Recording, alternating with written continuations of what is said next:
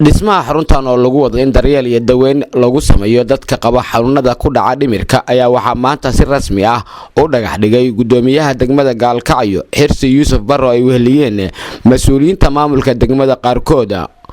xaruntan oo ah mid dhismaheeda ay fulinayaan qaar ka mid ah qurbo joogta Soomaaliyeed ee ku nool dalka dibadiisa ayaa waxa ugu horeyn ka hadlay maamo Shaaciye Sahal Cilmi oo ku hadlaysa magaca qurbo joogta u istaagtay in xarun loo helo kumanaan qof oo qaba xanuunada dhimirka isla markaana ku nool magaalada Gaalkacyo. waxa ay sheegtay in loo baahan yahay in la caawiyo dadkaasi. waxa la rabaa in soo diyaar garowdaan oo xoolaha soo raadisaan oo jaabka soo furtaan ama buka ama dhinta inta dhimatay guriyada inta gadaal ugu laabato lacagaha ka soo qaaday inta dhimatay lacag baa ku jirta marka waxa la idin ka rabaa inaa soo diyaar garowdo waa ognahay waa inaa soo diyaar garowdaan waa inaa meeshii dhistaan waa inaa dadka adduunka oo dhan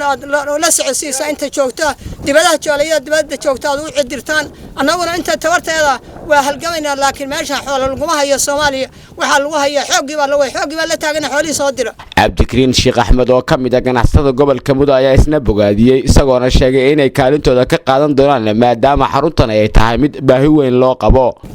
halkan waxaan ku dhagax dhignay xarunta dhimirka sida aad ogtihiin dadkii Soomaalidu intii badnayd waxa la oran karaa rubuc waa waalan yihiin kuwa dagaalada ku waashay iyo kuwa muqaadaraad ku waashay iyo kuwa inay dhoofaan ku waashay iyo ma yara dadka waalan sida xabsiga loogu baahan yahay sida isbitaalka loogu baahan yahay si ka badan baa loogu baahan yahay xarunta dhimirka halkan waa Gaalkacyo waa dhimirka xitaa Galmudug ma laha xarun dhimir marka dadkii arintan soo qaban qaabiyay aad iyo aad u mahadsan yihiin hore wax ugu soo arooriyay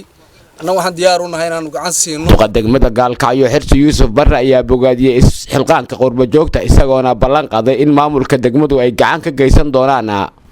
runtii aad iyo aad baan ugu mahad celinaynaa gabdhaha jaaliyada reer Galmudug oo dibadaha oo is abaabulay oo arinta ka damqaday waxaan leenahay ajar iyo xasanaad Allah idinka siiyo dadka dariiqada iska dhoobayeen dadkeenii ayagoo madaxa laga wada galay sabab badan awgood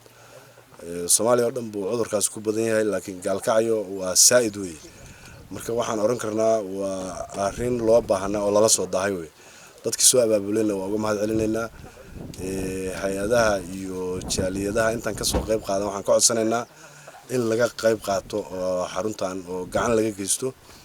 innaga ka dawlad hoose ahaan waxaan ugu deeqaynaa meeshan gaadiidkii dawladda hoose oo iska rogooyinka hadii la helmo in ay ka shaqeeyaan contribution kana qof iyo wixii aan wax ka dhiiban karnaa oo dhinacayna ka dhiibanayna. bilowga dhismaha xaruntan ayaa ku soo beegmaya xilli ay sii kordhayaan dadka qaba xanuunada ku dhaca dhimirka ee ku sugan gobolka Mudug kuwa oo aan haysan intooda badan wax daryeela. Cabdirasaaq Maxamed Axmed warbaahinta qaranka Soomaaliya Gaalkacyo.